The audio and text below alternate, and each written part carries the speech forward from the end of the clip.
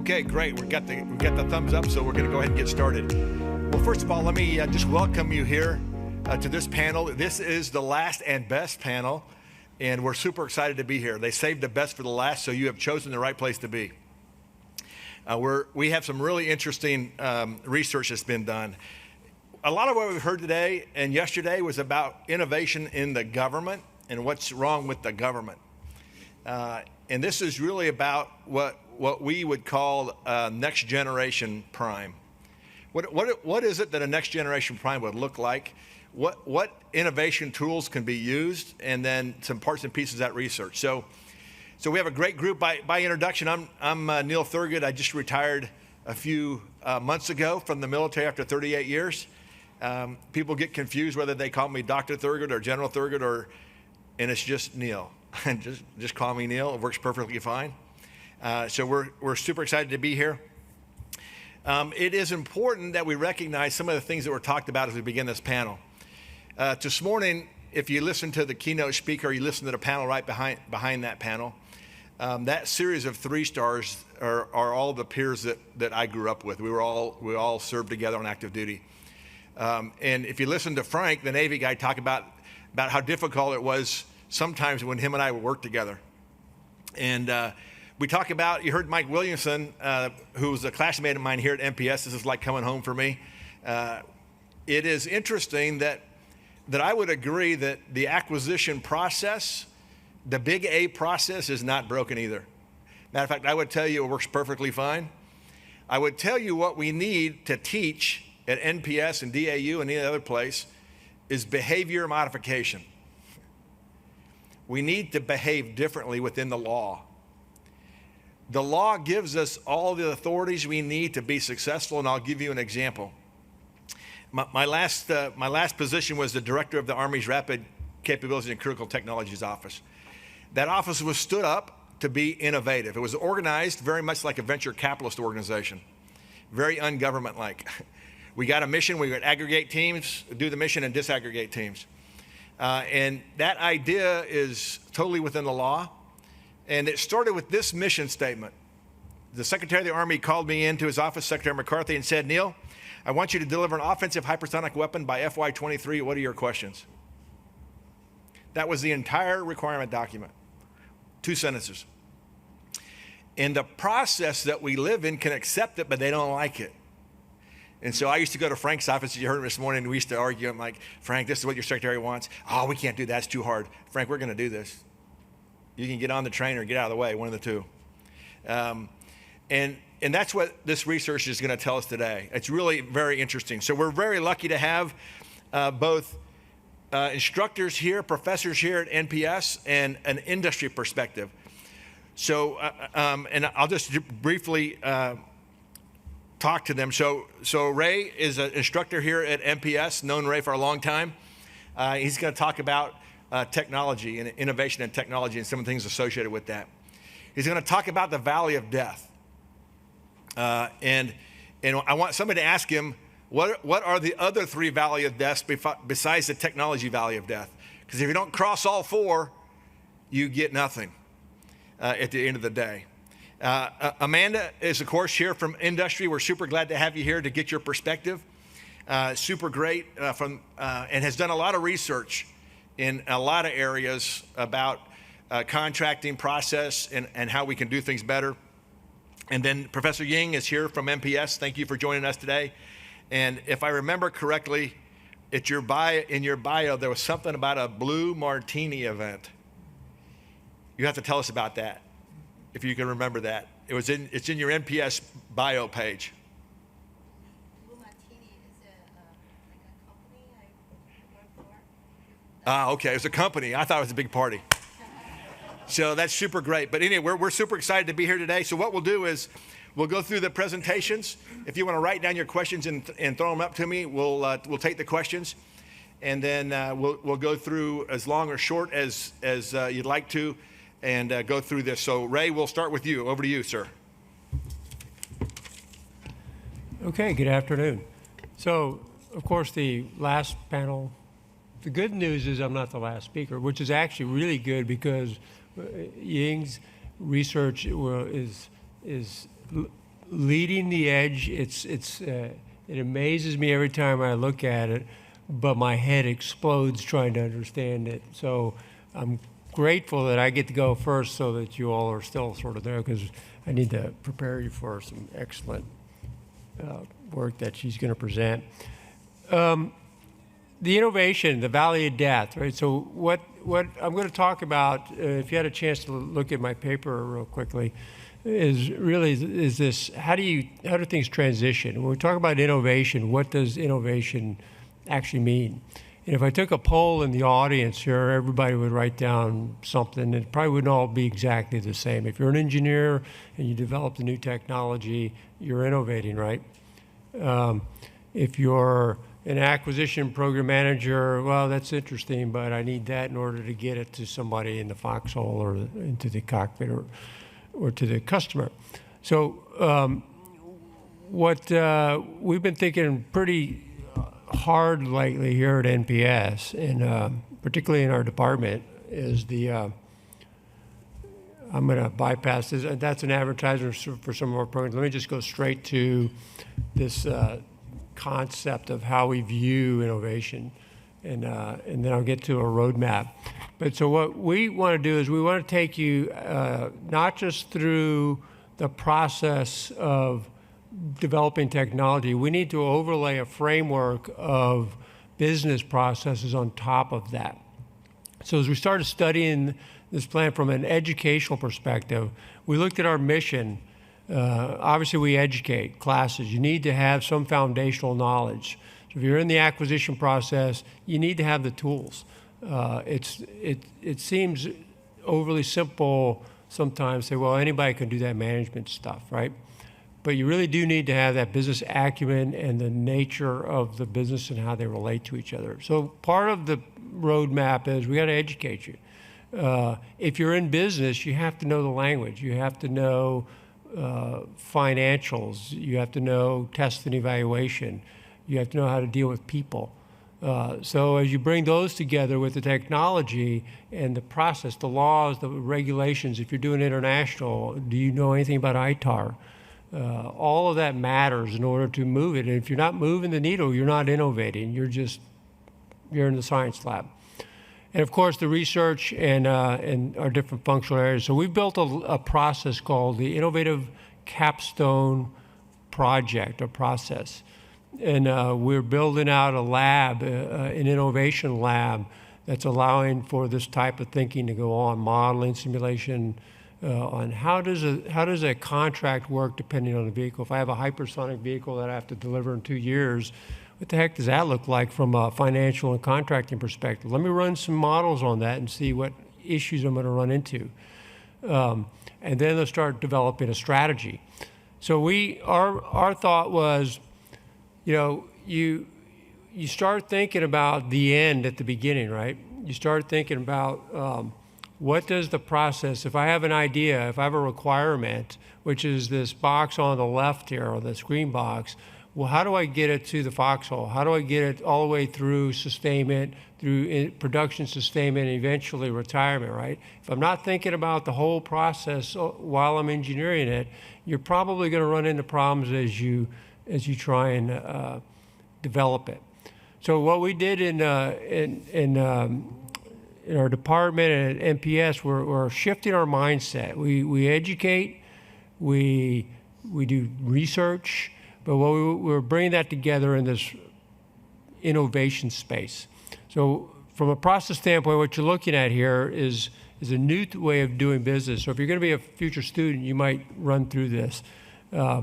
We screen the problem set.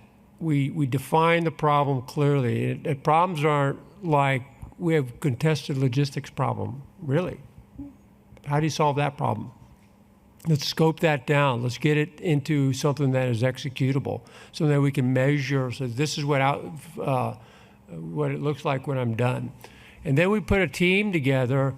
We line up teams and faculty and researchers together and said, this is the problem you're going to work. And while you're doing that, you're going to start thinking about not just the problem space, the technology. We're going to make you develop a strategy. And this is the unique thing about what we're doing, is your acquisition, your business strategy, that includes financials, life cycle, support, if you're going to do software, program protection, all those things you need to be thinking about right there at the left side. You need to develop that, because if you can't figure that out, you're not going to move it. If you can't figure out how to test it, how do you know what you have? So we build this team. They work the problem. We educate them a little bit, and then they come to a stopping point. And that stopping point is kind of like if you think Shark Tank. Anybody seen Shark Tank before? So if you've seen that environment, we put you in front of a board, a panel of subject matter experts, industry, academics, and you have to explain what you're doing. Think about this in a programmatic world. If you were to apply this in the programmatic, what exactly are you building, and how do you propose to move that across the finish line? And as you define that, we can start to define how we're going to go get the resources, how are we going to go get the building, the testing, the contract. What is your contract strategy? So, and remember, through this process, this is an academic process right now. Our students and our faculty are starting to learn the relationship between education, between technology, and the critical thinking process and this business process. So right about there, we say, well, that's kind of interesting, but we need to do something more, because this is where the Valley. The other three I'm going to have to talk to you about. So give him that question. The folks that are students here, they're as good as they are, but they're not probably the real subject matter experts in the technology. So what we want to do at this point, this is where there's a unique break from any thing I've seen out there in other academic institutions or within the Department of Defense, is we line up industry partners with students on a formal contractual relationship, a CRADA. And so what that does is it start from a student perspective here, it allows the students to interact with industry while they're trying to come up with their solution, while they're trying to figure out, how do I transition this? What is the business process that's going to allow this to move? We also line you up with PEO structures, because the only way to get anything across the finish line in the Department of Defense, if you've been a program manager, is you have to have money, right? You have to own the requirement. You need to be a Title X owner of, I got this, I'm going to move that thing across the finish line. So by bringing those elements together early in this process, and remember, if you're a student, you're moving through this process. If you're industry, you're starting to be able to get inside the tent. If you're a PEO, you're starting to be able to take advantage of technologies that might be useful for your portfolio. Okay. And then as they move through that process, it starts to mature. The objective here is to get it from a low TRL, technology readiness level, to a higher technology readiness level, preferably to a demonstration, to some sort of a prototype that says, this is a prototype, this is my industry partner, this is my PEO, and those three things come together. And effectively what we're doing is we're aligning to the PEO's timeline. We're identifying a program of record that this thing can fit into, and we've got a contractor that's been facilitating this process that's ready to go to continue to support this activity. So why is this important? So a couple of things that have come out, and that Neil had mentioned, behavior modification, right? If you go into the acquisition business, if you're in the acquisition business, we're going to train you. We're going to train the heck out of you. We're going to make you DOEA level 3 or apprenticeship level now, right? Right? It's apprenticeship level. And you're going to be really good at the details, which is really important. The tools are critical. You can't do this without the tools.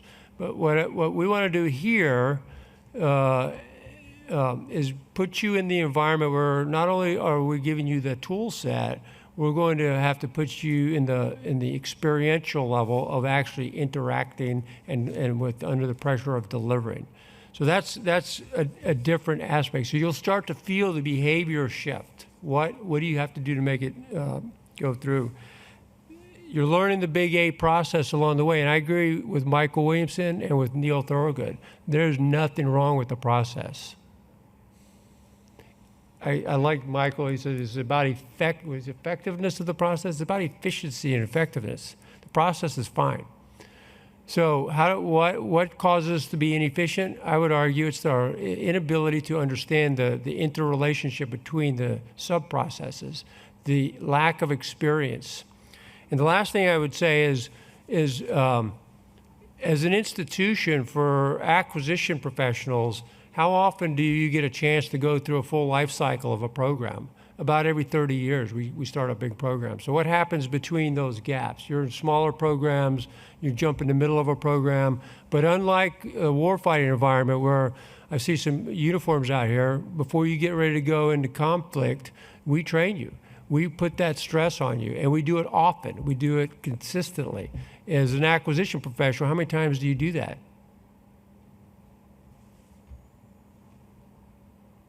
So if that's what we're going to invest in, your experiential component of that, what output do you think we're going to get? We're going to get compliancy output, which is you need to comply, but you need to be agile, innovative, and you need to think about alternatives. So to wrap up, and I know this is just a process discussion, but I think it's very important, and is along the themes of this symposium, is we have to think differently. In the educational realm, we're trying to introduce experiential learning, get the students involved, get an opportunity for industry to play, and then while we're doing all that, we're investing in the operational effectiveness of our services. So I'll go ahead. I think I'm out of time. Yeah. Okay. Good. Thanks. It's really important that in education, not only the details that Ray talked about, but taking those details and put them into experience, right? That's how you build that confidence when you're in the fight, so to speak. Whether your fight's, on the battlefields of a nation or in the halls of the Pentagon, whatever it might be. So that experience is really important. So thanks. Great job. Amanda, we'll turn it over to you. Great, thank you so much, and it's great to be back here in person after many years of a virtual conference. So with that, again, my name is Amanda Bresler, and I'm the Chief Strategy Officer at PW Communications. So for decades, the Department of Defense has invested billions of dollars annually into myriad innovation programs. One of the primary objectives of these programs is to accelerate the adoption of cutting-edge innovations force-wide. However, the DoD does not consistently track whether or not this is happening. Simply put, we aim to fill this gap.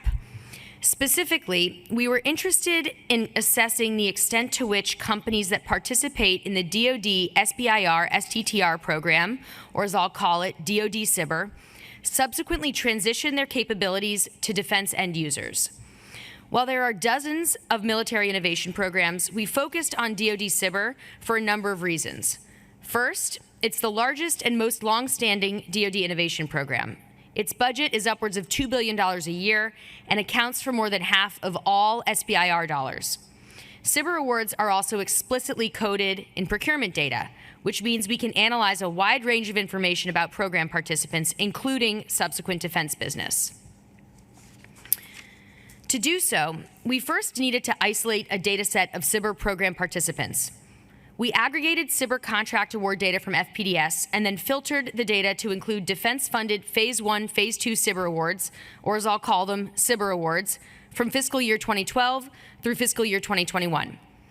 Next, we filtered the award data by unique entity identifier to calculate the unique number of participant companies annually. There were over 52,000 defense-funded SBIRs over the last 10 years, totaling more than $13 billion in spend. These awards were distributed across 4,703 unique companies, and these 4,700 and change companies became our data set for analysis. As an important aside, in every year, the count of SBIR awards was significantly higher than the number of distinct SBIR companies.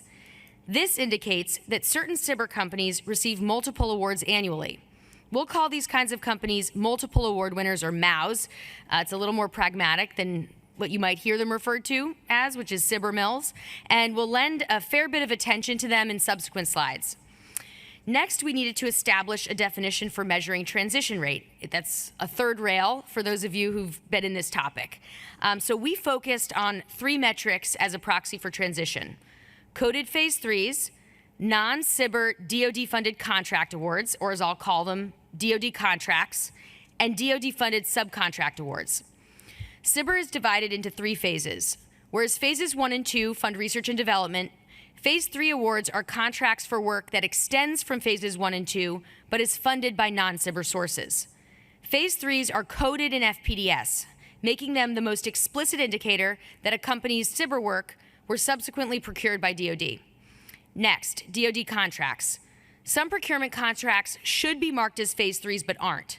While you can't know for sure if a subsequent contract related to a company's CBR work if it's not coded as a phase 3, we wanted to account for the possibility that some CBR participants transition their R&D via non-phase 3 contracts. Lastly, DoD-funded subcontracts. Many small businesses have neither the ability nor the interest in becoming a prime contractor and instead deliver their capabilities to the warfighter through an integrator. Like procurement contracts, there's no way to know if a subsequent DoD-funded subcontract related to a company's CBR work. However, we wanted to consider the possibility that some CBR companies do transition through a prime. Now, to analyze transition rate across these 3 metrics, we leveraged data from FPDS and USA Spending, which includes subcontracting data, to identify corresponding awards for each company in our data set in the time frame after their initial DoD CBR. Over the last decade, only 16% of DoD CBR companies won phase 3 awards. The transition rate noticeably improves when you incorporate the other transition metrics, but as I mentioned, you can't distinguish between which DoD contracts and subcontracts relate to a company's CBR work and which don't, which makes it difficult to draw any conclusions about the nature of these awards. In the future, we recommend that the government require comprehensive reporting for phase 3 contracts to eliminate the need to analyze non-phase 3 contracts altogether. Similarly, the government should establish formal criteria for phase 3 subcontract awards, create a code in USA Spending to denote phase 3 subcontracts, and require that they be reported by relevant stakeholders in both government and industry. So from our initial analysis, we could conclude that a substantial portion of DoD CBR companies fail to transition by any metric. Now, it's difficult to determine whether this is good or bad. There are some legitimate reasons why you wouldn't want to see a 100% transition rate. So that being said, for those companies that did transition, we were interested in understanding how their subsequent defense revenue compares to the amount of money they consumed in non-dilutive phase 1, phase 2 awards. So to do so, for each CBR company that transitioned, we compared their total phase 1, phase 2 funding to the total revenue they generated across our 3 transition metrics. Of the 748 CBR companies that transitioned via phase 3s, only 39% generated more in phase 3 contract dollars than they were awarded in CBRs. Taken as a percentage of the overall DoD CBR program, just 6% of all CBR companies generated more in phase 3s than phase 1 and 2. Nearly half of companies that transitioned via phase 3s and or DoD contracts consumed more in CBR funding than they generated in transition revenue. And as a percentage of the total DoD CBR program, just 29% of companies generated more in transition revenue by these metrics than what they took in CBR awards.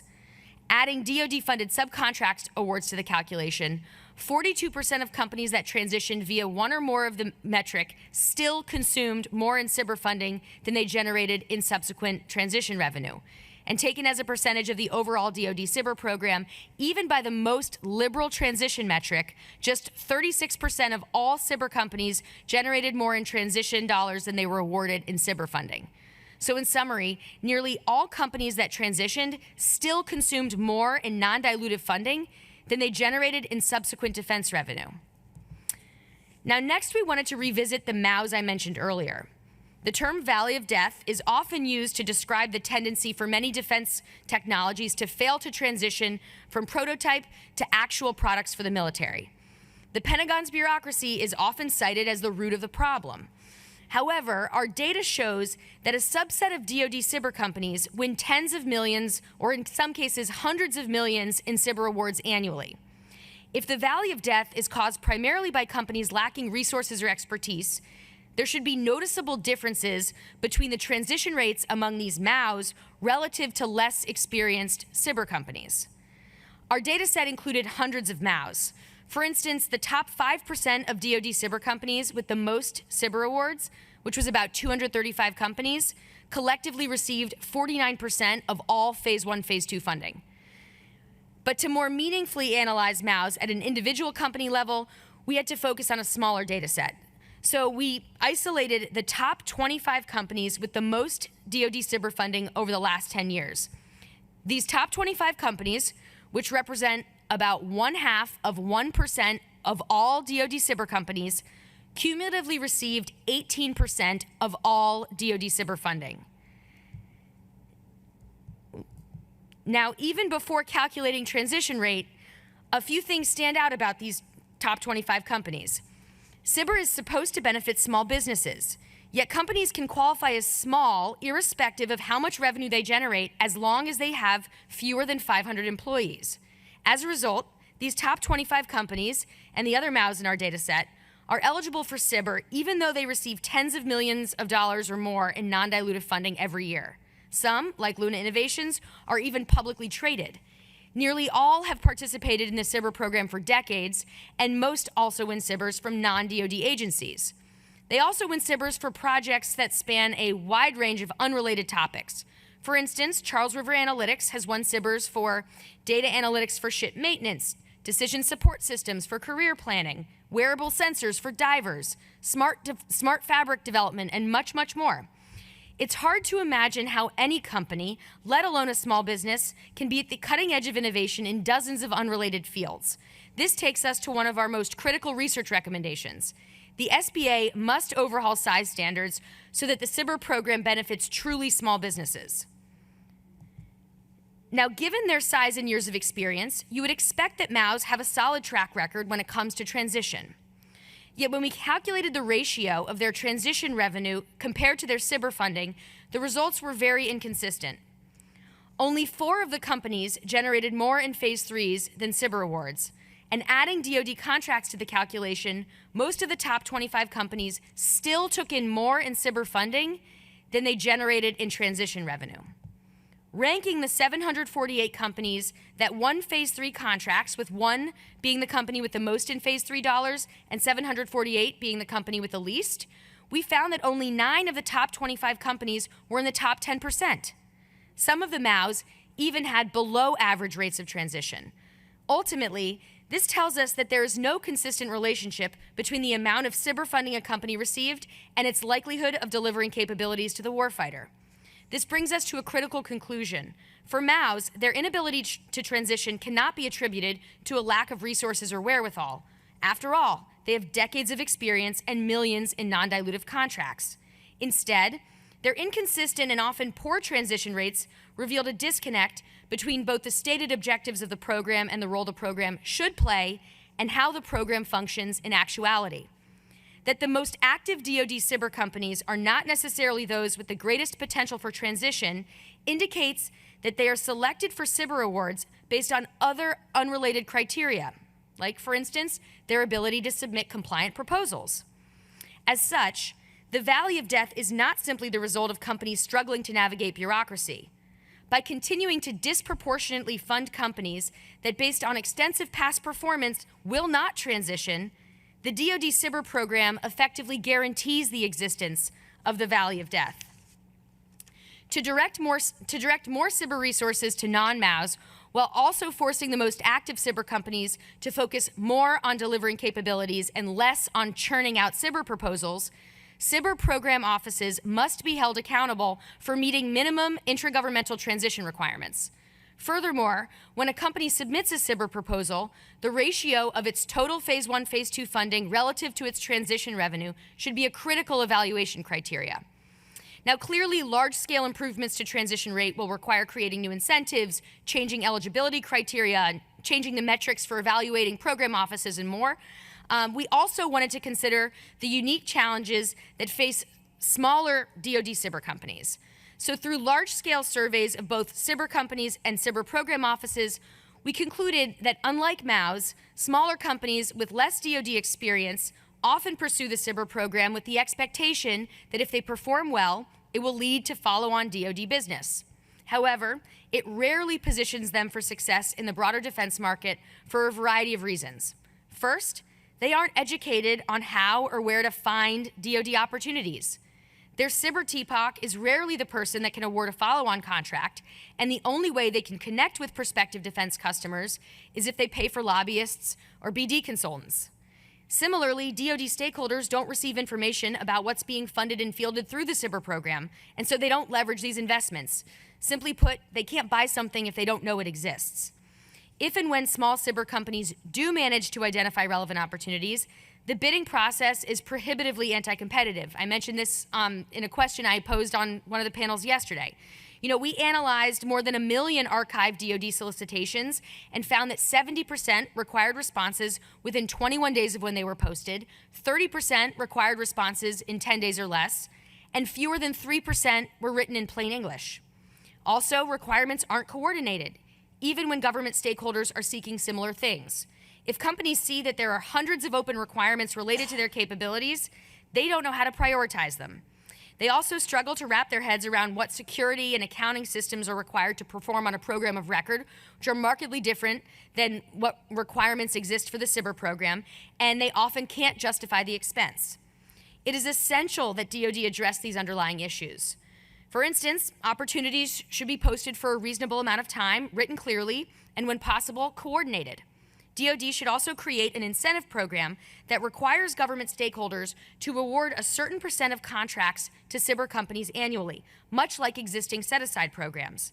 They should receive additional credit when they integrate a cyber company that was initially funded and fielded by a different agency.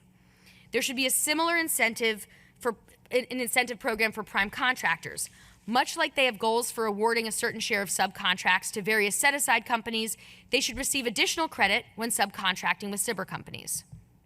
On the whole, DoD Cyber has failed to incubate capabilities that go on to serve DoD end users. This poor rate of transition can be attributed to multiple factors. Cyber program managers are not held accountable for funding companies with the greatest promise for transition. Instead, they direct the majority of cybers to companies that have cultivated an expertise in how to navigate the program. They look and act like large businesses, and their institutional knowledge of processes is more relevant than the innovativeness of their solutions. Because they win tens of millions of dollars annually in non-dilutive funding, they have no incentive to transition. If anything, they are incentivized to continue focusing their resources on winning more cybers rather than undertaking the relatively complex process of pursuing non-cyber contracts. Meanwhile, smaller companies that participate in cyber with the goal of continuing to support DoD are not well positioned to do so. It is essential for our national security that the DoD have access to the most promising new technologies. As the largest and most long-standing defense innovation initiative, the DoD Cyber program must adapt with this imperative in mind. With strong leadership and a thoughtful restructuring of resources and incentives along the lines of the recommendations I've noted and many others that I reference in my paper, we feel that the DoD Cyber program does have the potential to channel its multi-billion-dollar budget into solutions that could revolutionize the military. All right, super. There should be some good questions on that. Super good research and shows where we might struggle sometimes in the success of the transition. So Amanda, thanks, that was super. I will turn it over to Ying. Hello, everyone. So my name is Ying Zhao. I'm from Naval Postgraduate School Information Sciences Department. This topic is about using this LAILOW framework for strategic laydown and disposal of the U.S. ships. So our colleagues, Doug, and also here. So this is sponsored by NPS Naval Research Program. Okay, so basically this is a problem that they come to NPS sort of trying to see if their new technology like AI or deep analytics can help them Basically, so every year, this NAV, OpNav, N2, N5, N3 and 5, they have a somewhat workforce that has to work this workshop for a whole year to sort of manually go through this process to put, ships all over the globe for U.S. Navy. So the requirement come to us as a way to say, okay, if we can actually standardize or digitize this process or capture data better, make a better decision, of course. So they think about those phrases in terms of, how do you describe this process and, can you predict something or do I do the right decisions, right? So those questions is actually coming from them as a requirement. So we apply this LAILOW, was a learn, optimize, Wargame framework, and I've used this in other domains, and it's funded by, initially by ONR in other area. But basically, it has the 3 components. So the component of analytics is really has to do if you have data. So now a lot of cases in logistics and cyber, they have structured data, right? So you have a lot of tasks has to do to understand the data, to understand the patterns, and so on. Now this particular problem actually is combined. So they have unstructured data, there's a lot of presentations and documents. In the same time, they also have structured data with databases.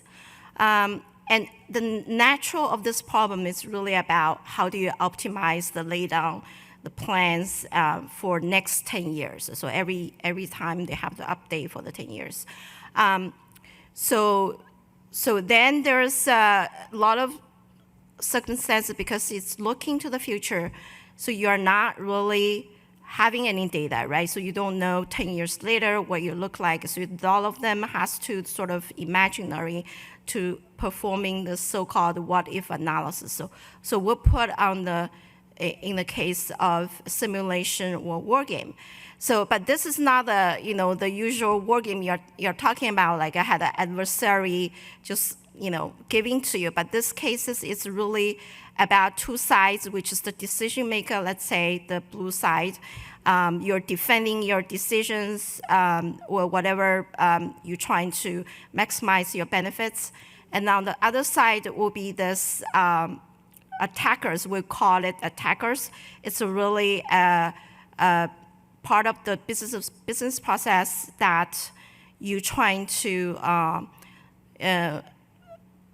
see if you have a vulnerability at. Okay. So here's the examples that was sort of related to the laydown. So basically, for all the business, the case, let's say each ship, you want to say, okay, you move or not move from its home port as a decision. So you can look at them and see, what's the cost and benefit, right? So if you move a carrier, that's very expensive. But if you move a small boat, maybe, it's less expensive, but, what's the benefit associated with it? So you can ask this as a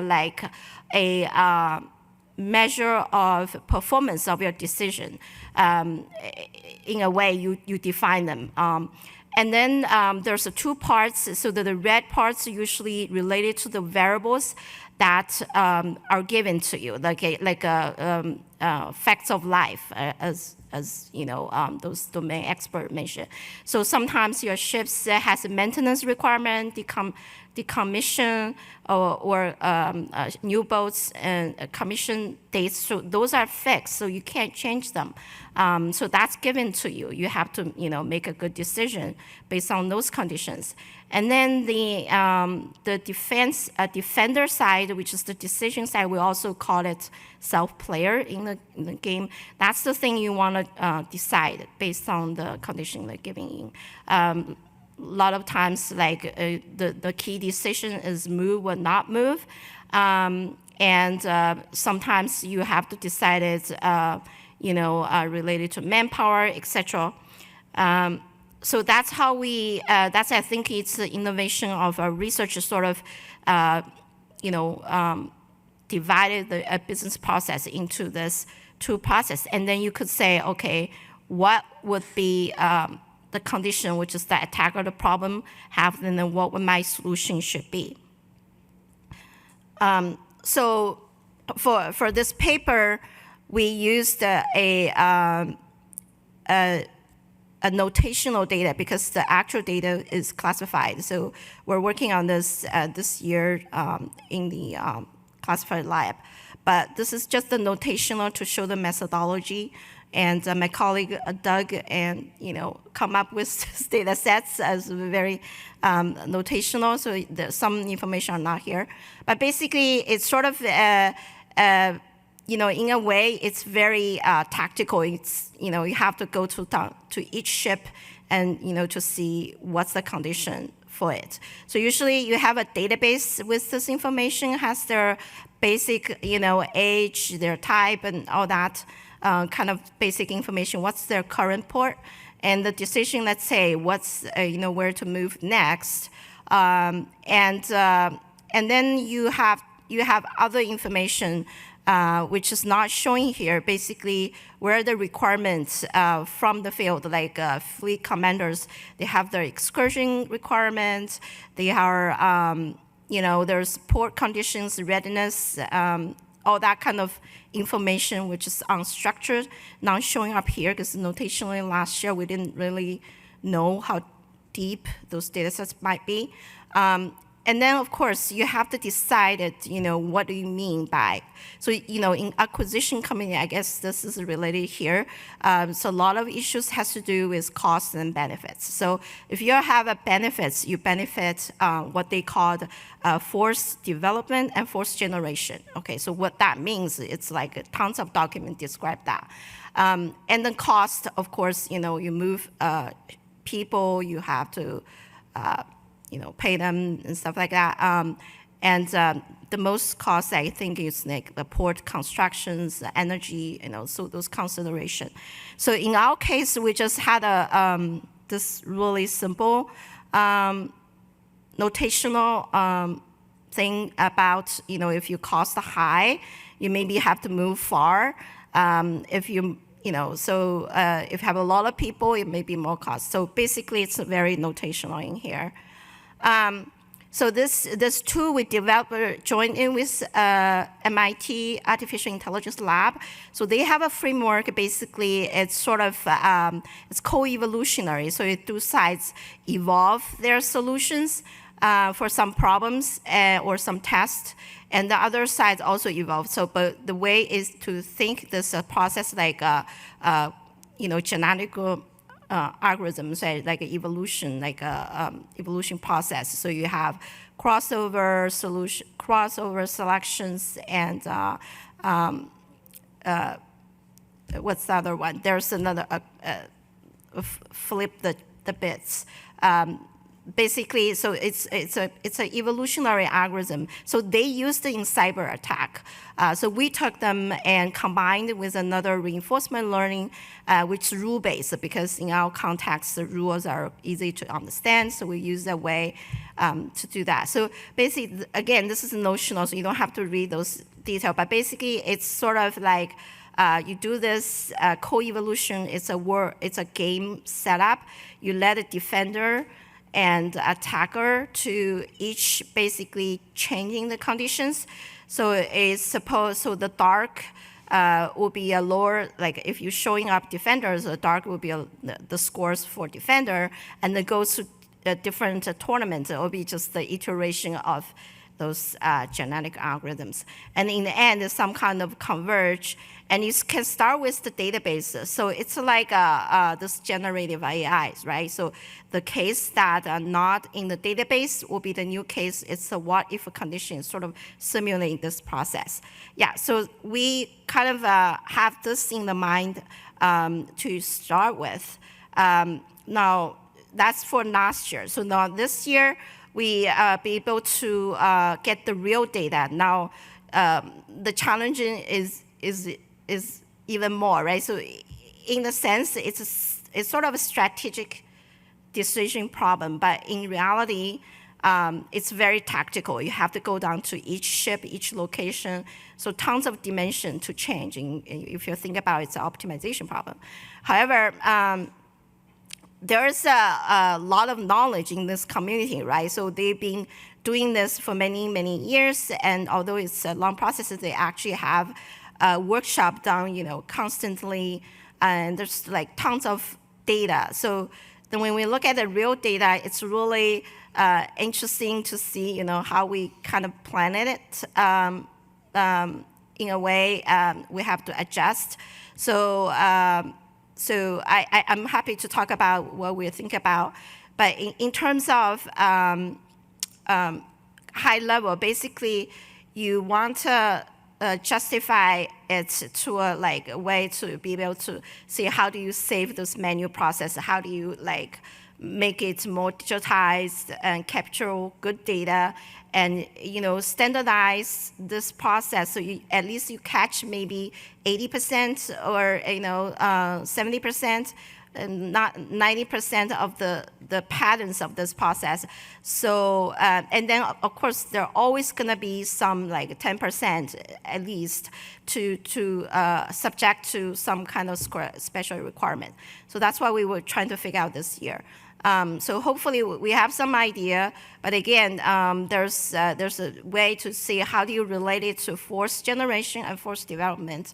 How do you minimize cost, minimize risk, and what do you mean by the risk, and so on and so forth. So our plan is to apply for this, for real data, and hopefully have a prototype next year to really help our decision makers in this field.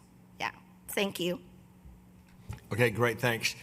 So some really interesting, this last comment here on the recommendation, proposing a minimum viable product. And what is the relationship between that idea, SBIRs being successful or not successful, and the experiential learning that we're trying to get our young officers to do to change the behavior in our department. And so I think we have to look at the transition of technologies in not just in independent silos, but in a connective tissue that they lean across. So Ying, I'm going to start with a question for you, and then we'll go to, when you look at the data, and if you ran the simulation, and you looked at the same data without the simulation, what's your projection on how many times that an officer would make the same decision that the simulation data would make? We haven't really have the statistic like that for the real data yet. So right now we have they give us 1 year data, which is probably 2,000 ships laid down for 10 years. So that's the only thing we can learn for their decisions. So we haven't really comparing that, but right now we're at the stage of sort of looking at the results, the pattern they extracted, does it make sense? And comparing to the notes that thousands of pages of documents coming up. So okay, hopefully great. it can report next year for you. Yeah, it'd be interesting to see if the simulation, learning through case study, experiential learning teaches the behavior that matches what a decision maker would make in a combat scenario or a logistics support scenario. So far you can feel it. It extracts some patterns, especially when the ships are not moving, because most ships not moving, so we have most data. And why they're not moving, like the patterns, you're not required, then of course you're not moving. And you're old, then you're not moving. Basically those kind of rules, right. It's good. It's validating the methodology. And then the real hard is to justify this 5%, not even 5%, a small percentage of ships that are required to move. How do you justify them? And because they're different, each cases are different. So yeah. Okay, great, thanks. All right, so Amanda, we're going to pull on the SBIR string a little bit. Great. Ray talked about the technology value of death, and that was also in your part.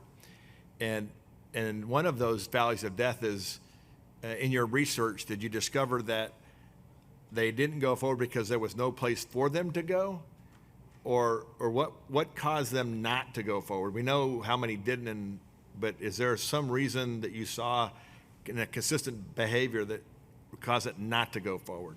Well, I think overwhelmingly at the macro level, because such a substantial portion of SBIR funding is awarded to companies that are not incentivized to transition, that basically operate in a way that is, it's not aligned with the stated objectives of the program, the results are going to be driven mostly by that because they consume most of the funds, and they're not incentivized to transition. They've lived in the SBIR program in some cases for 40 years. It's a great business. It's the only source of non-dilutive funding that I'm aware of in the country. So they're not incentivized to transition, which would explain the majority of the results. And certainly for the companies that do want to transition, what you're describing is a real challenge, along with other things. That there's nowhere for them. They don't even know where to look. That you would think making it into the SBIR program would at least come with some level of kind of, okay, you've been de-risked, so now we're going to handhold a little bit better.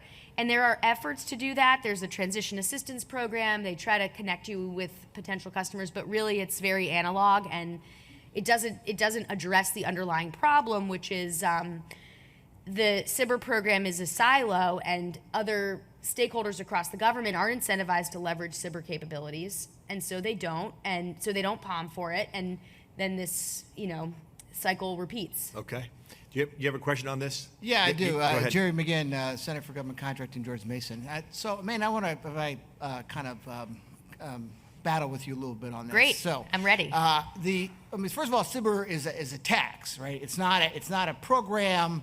It's a tax on program, and it's about $2 billion a year, right? So sort of, and that gives the opportunity for these kind of research. And you, as you correctly point out, it's like sort of, you don't want all this stuff to transition. You want the best stuff, right? And you're also right, I think, your premise on, that there's lots of problems with transitioning to how do you go to program of record and so on. But your point about the SBIR mills, or the MOUs as you call them, taking up that they're disincentivized to transition and so on, I would buy that, except for the fact that their transition rate is, no different really than smalls. So I don't see how they that SBIRs don't transition because of the MOUs. So that's essentially what you argued. What's more is of an issue about the SBIR, kind of the way SBIRs work in general. Well, you bring up a good point, and I wish I had 6 hours to present. So what you're getting at relates to the fact that there are a multitude of requirements for eligibility to continue winning SBIRs, and commercialization is one. And so I view the SBIR program as critical for delivering capabilities to the warfighter. The SBIR actually exists to do many things. But it's not about delivering capabilities. Yeah, it's not. It's they commercial. But I argue in my paper, and my personal belief is that in light of the current environment, the SBIR should be focused on, it's marketed at least like, okay, this is a great way to accelerate capabilities to the warfighter. And these companies kind of haphazardly, from my experience, these SBIR mills or MOUs, they treat the government transition the same way they treat hitting these other objectives. So they'll get a bunch of patents, which is another thing that you can do to check a box that you've transitioned, or they'll get they'll license something to a prime, which again, I think generally subcontracting as a form of delivering capabilities to the warfighter is great and should be legitimate. But on the whole, I think it's not because they're collectively interested in the mission of SBIR as it's put on the website, but that they have to meet these criteria broadly. And I think if you look at it for dollar, like the rate of transition might be equal to smalls, but the amount of money they consume, you would argue, should put them, like there should be good reason to continue funding the same entity to the level that they're being funded. And that overperformance would be a legitimate reason to do that. No, I take that. I think it's a fair point, but I don't think you can say that because the transition rate for smalls is not great. The fact that these are dealing with the MOUs is a sort of a distinct problem. Yeah, right? absolutely, So, yeah. very distinct. Yeah. And if you readjusted the size standards, then it wouldn't be an issue because big companies wouldn't be allowed to participate in the SBIR program. I'm sorry, one more, because I don't know enough about the subject, but MAUs, a lot of them, aren't they also, frankly, just proxies for smalls that have ideas but have no ability to go after SIBRs, and they go to Charles River and so on to access, because they have the know-how? Isn't that fair? That's true. And we've actually, in other work we've done for the Air Force in a formal capacity, we've actually grouped AFWorks companies like to create profiles of them. There's about 15 groups. The entire Air Force SIBR portfolio, you can bucket the companies into about 15 groups, and there's 3 subgroups within the MAU group. Some exist, to your point, as kind of intermediaries, which again begs the question: if SIBR exists to be easier, like they shouldn't need to do that. That's part of the problem. So we might be. You guys are going to take this offline, but it might be interesting to look at are the SIBR MAUs operating like OTA consortiums? Yeah. Where you have a group that's really good at getting the business, and they subcontract out or subsource out all the technologies, right? Because it's highly unlikely that you're going to have a company that's really, really good in AI and can build rubber, right? I mean, there's just so different skill sets. It's unique. Are you you have a SIBR question? I do, but I'll wait for your next one if you need to. Go ahead. Okay, so Amanda, I'll just kind of pull on that a little bit more, Sure. but something that I'm thinking might be more an interesting question of what's going on, which is if you look at what SIBR and SITR says it's supposed to do, as you rightly brought up, it's actually about taking dollars that should align to R&D efforts within the DoD and making sure that it can help commercialize new technology, right? So it's never about mainstreaming a defense solution. It's not what it says it's for, right? What I might argue, or you might want to look at, maybe you have, is are the transition rates you're seeing different than what we see out of our own labs for the stuff they're working on? And how related is the R&D that the labs are putting forward to actual mission set needs? Because if we're having really low transition rates in the SIBR-SITR program that don't match what the own labs are doing, are they basically just chucking out crazy ideas and going like, let them go after it, because we're working on the real stuff? So just some things to think about. Yeah, really interesting, and we wish that that everything was coded as clearly as SIBR data, because this is not unique to SIBR. We aren't picking on the SIBR program. This is, if you care about innovation being delivered to the warfighter, you'd want to look at everything. So. Yeah, I mean, I just imagine that, if the death rate for SIBR-SITR is in line with the death rate for all lab work, then it's probably not a big deal. But if it's dramatically different, then maybe you've got something. Yeah, it would be interesting to look at that. Go ahead. Also a SIBR question. So thank you, all of you. But so you have 3 definitions of transition, which I think is fine. Have you considered in your research, I'll say, other types of indicators of transition? For example, a company being acquired, and then basically becoming a wholly owned subsidiary and then going away as a sort of successful transition. Yeah, great question. So we work in government and government adjacent data. So for the most part, we steer clear of commercial data altogether. So we don't look at transition rate at all when it comes to commercial sales, like if they're selling to a customer.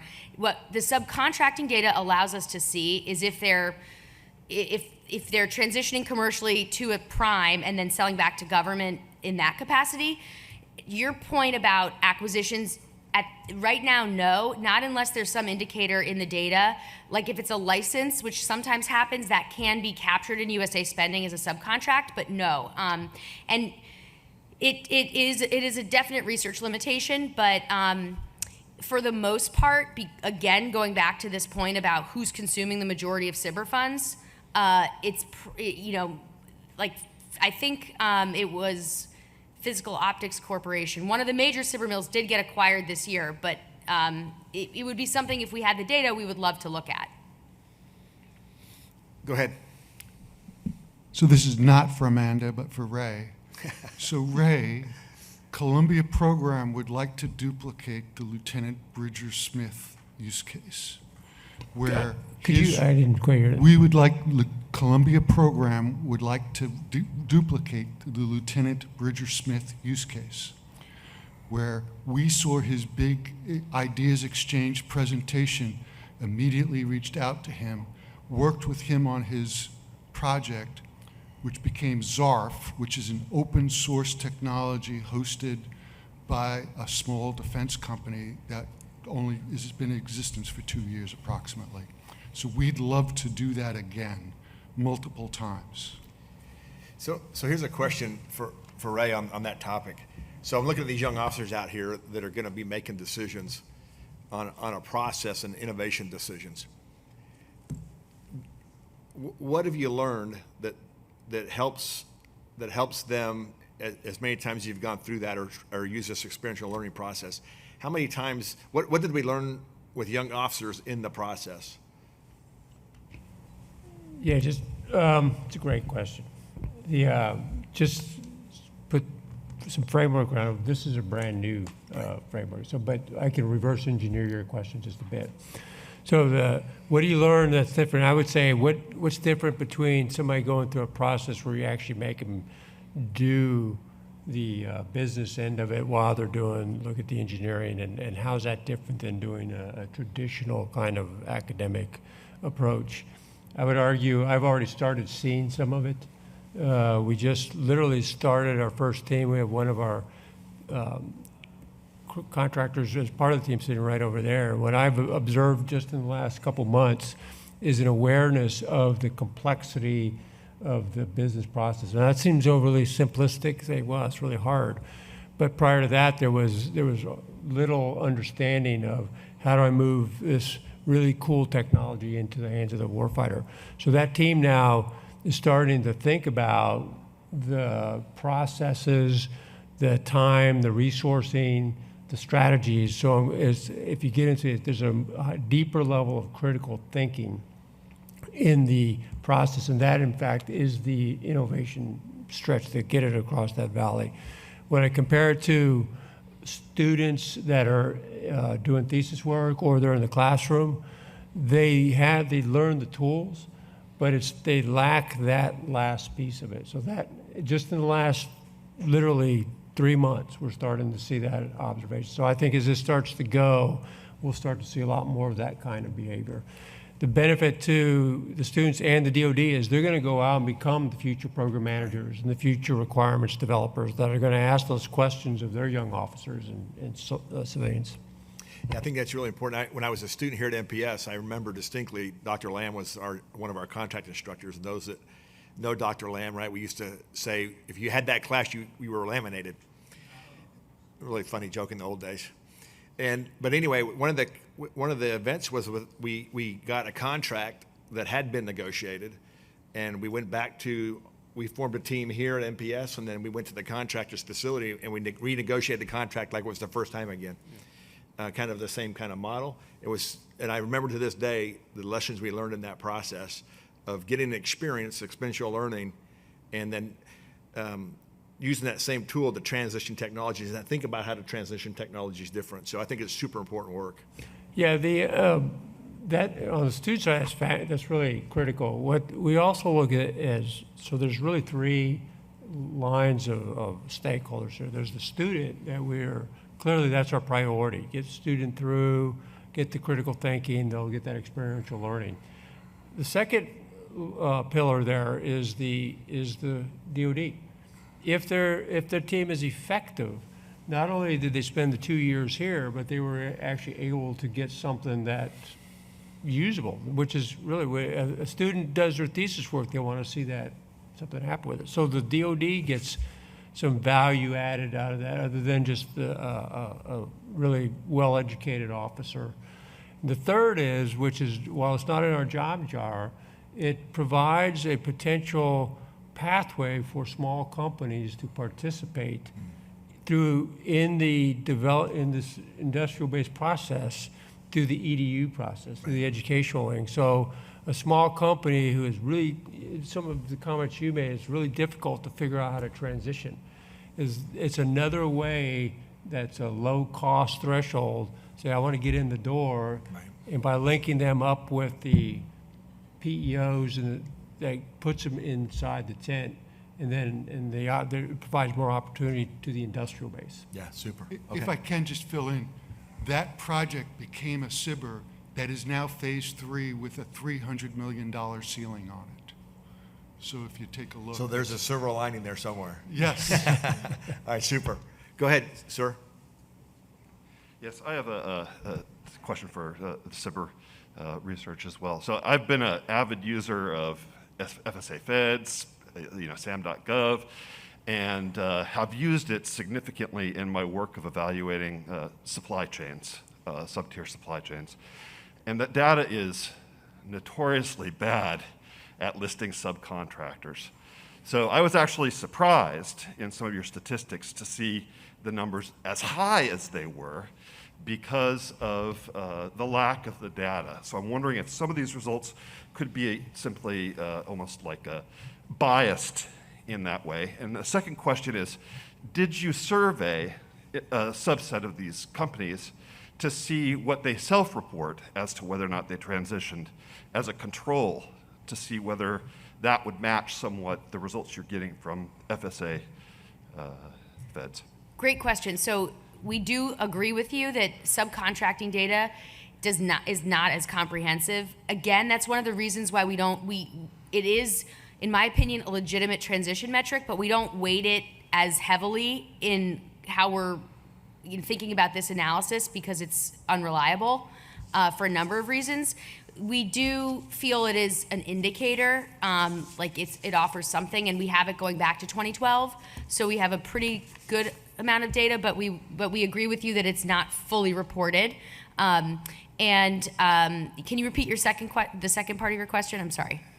Did you do anything to measure it a different the surveys. way? Yeah. Okay. So we actually relied on 2 sets of surveys we've done over the years. So it doesn't control for this analysis, but we've conducted hundreds of surveys of SIBR-funded companies to get a better understanding of what their experience is. And the bulk of those surveys were actually run with recipients of AFWorks' original Open Topic Award. So they're the kinds of small businesses that actually, think this is going to lead to follow-on defense work. And their experience, for the most part, aligns with what we found, which is that they have very little aperture into who is interested in buying what they sell beyond where they might already have relationships. So that could be internal staff that comes from a particular branch or what have you. We didn't then check their transition rate in this data, but we have a lot of feedback. Okay, so you could potentially use you could survey. That would be an interesting, and actually the SIBR MAUs have actually self-reported, especially this past year. They were under fire, as some of you may be aware of the congressional reauthorization discussions that took place regarding the SIBR program, and so some of the MAUs came forward with their numbers. Their numbers didn't look exactly like what we see in the data, so there probably would be an interesting dialogue there. How different were they? Well, it's not apples to apples because they take other commercialization data and that's that's their flag in the sand. Like, this is how much we're doing commercially. Then they have other phase 3 stuff. It's also, like I said, they don't just live in DoD, so their data spans all federal government. But by and large, phase 3 transitions, it's not anywhere near the amount they consume in non-dilutive funding. And measuring consumption, how do you do that if somebody has a patent and has sold it off to another company? Patents, one of the things I argued to the folks on the Hill was that patents really shouldn't be a metric anymore for transition because you can become really good at applying for a ton of patents. And many of these companies have hundreds and hundreds of patents that has no bearing whatsoever on the extent to which things have actually, they sell things or people think that their things are innovative or unique. You could, just like you could be really good at applying for SIBRs, you could be really good at applying for patents and successfully getting them. Okay, great. We have time for probably a quick 1 or 2 questions. My question is for Ying on LAILOW. So maybe I missed it, but what are the next steps? I understand where you are now, but what are the next steps going to be as you go forward?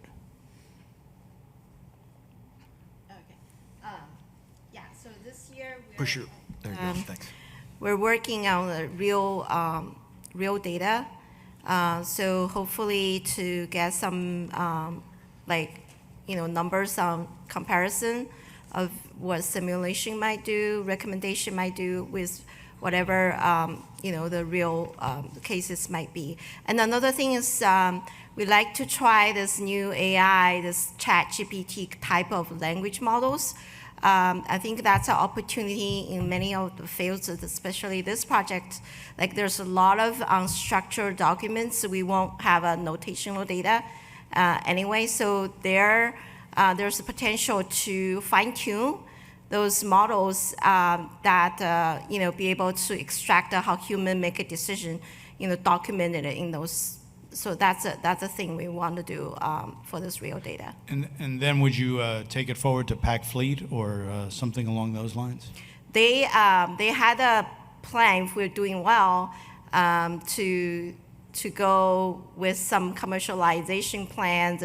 Not we can develop a product of an NPS, so we have to, but N3 and 5 is really, have a high priority on this kind of line of products that might be save the work and how this might be actually, speed up and give benefits to government, and not just for this kind of thing, in general. The way we make decisions is there's a lot of meetings, a lot of documents, many, many minutes, and there's, yeah. Okay, thank you. This question's also for Dr. Ying. So you mentioned using large language models to process the sort of unstructured data. Is there any concern about if you use this automated sort of way of going through this unstructured data and you sort of automate this process in general, are you going to lose some information that the humans making the decisions otherwise would have that maybe isn't recorded somewhere, or maybe it's just like an inherent thing that they know? I was wondering if there was any consideration as to like what knowledge loss is generated by this. Yeah, it will. The risk, people are talking about it in other area. Definitely, I mean, I think it's depending on how you fit the data to it, to train it, right? So things are hallucinating, that's what they call it, generating stuff that's not real.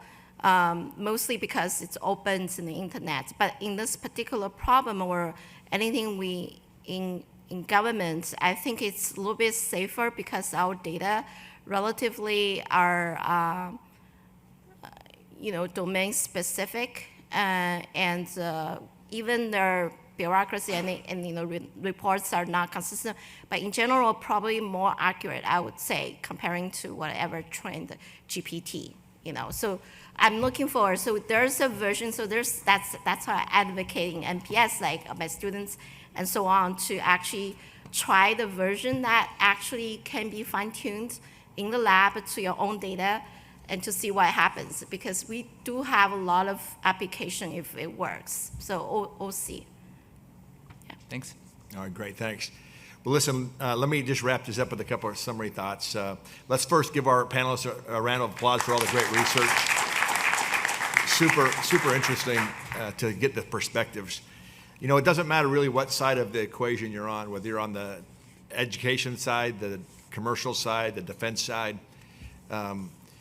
It's clear, even when I came here as a young captain, a few years ago, the value of NPS and the value of this education and this process is critical for us to push ourselves forward, to look at perspectives that we may not look at. Let me leave you with this quote.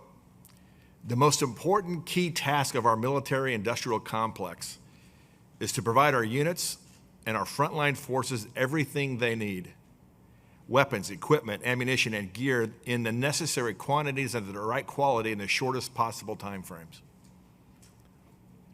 President Putin said that. It's interesting that we, as good as we are, the value of this is we want to be better, right? The process isn't broken. We have to be better at the process. We have to change our behaviors. We got to use the tools. We have to use the analytic tools on SIBRs, on simulations, on experiential learning, whatever those tools are that allow us to get the right quantities and the right quality at the shortest possible time frame is success. And if you look at where we were 20 years ago or 30 years ago and where we are today, it's clear that we have a lot to move forward. but it's clear we've moved a lot forward. So thanks for your time. Thanks for your support in NPS and coming out. And thanks to the panel for doing a great job. Thanks.